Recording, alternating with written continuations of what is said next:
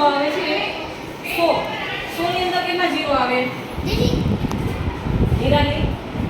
2 0 આવે આપણે એમ લખીએ 100 હવે તો આપણે લખીએ છીએ કે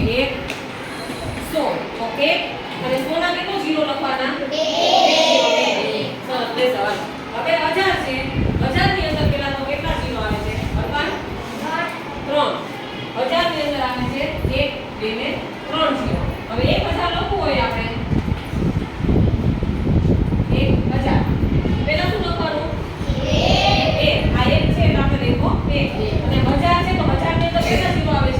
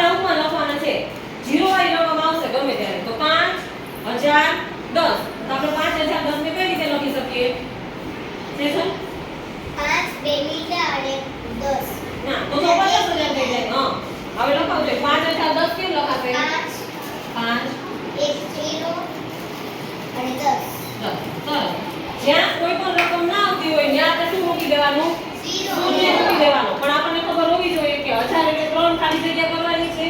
અને 10000 હશે તો કેટલી ખાલી જગ્યા થશે 4 10,000 છે તો 10 એટલે આ 10 માં કેટલા લખ્યા 1000 એટલે કેટલા 0 થશે 1000 એટલે કેટલા 0 થાય 3 આ 1000 આપણે યાદ જ રાખવાના છે 3 0 થાય એટલે કેટલા અંકની રકમ બનશે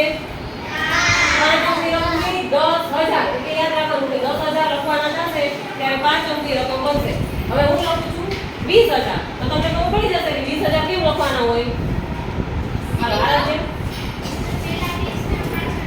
પાછળ 3 0 ન આવડે તો શું કરી નાખવાનું આપણે એમાં ખાલી જગ્યા જે કે હું લખું છું 20000 2 હવે અટપટી રકમ આવે ત્યારે આપણને એમ થઈ કે હવે આ તો ઘણા યાદ લખી છે 20000 2 આ સાચું છે નથી આ રકમને વાંચીએ તો શું થશે 200 આ રકમ કેવી થઈ ગઈ મોટી 20000 વાળી રકમ છે એટલે 20 ના 20 તો લખી નાખવાના છે 1000 શબ્દ આવ્યો છે એટલે કેટલી ખાલી જગ્યા કરી નાખવાની 1 2 3 ખાલી જગ્યા કરી હવે છેલ્લો હું કયો છે 2 ના મૂકી દેવાના વચ્ચે કાઈ નથી તો ત્યાં શું મૂકી દેવાનું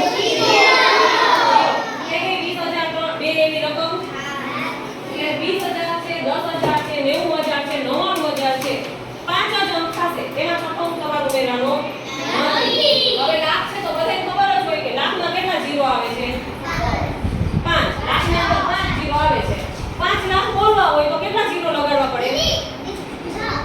5 લાખમાં 0 લાખના 0 યાદ જ રાખવાના 6 0 હોય તો 10 લાખમાં લાગી જશે લાખની અંદર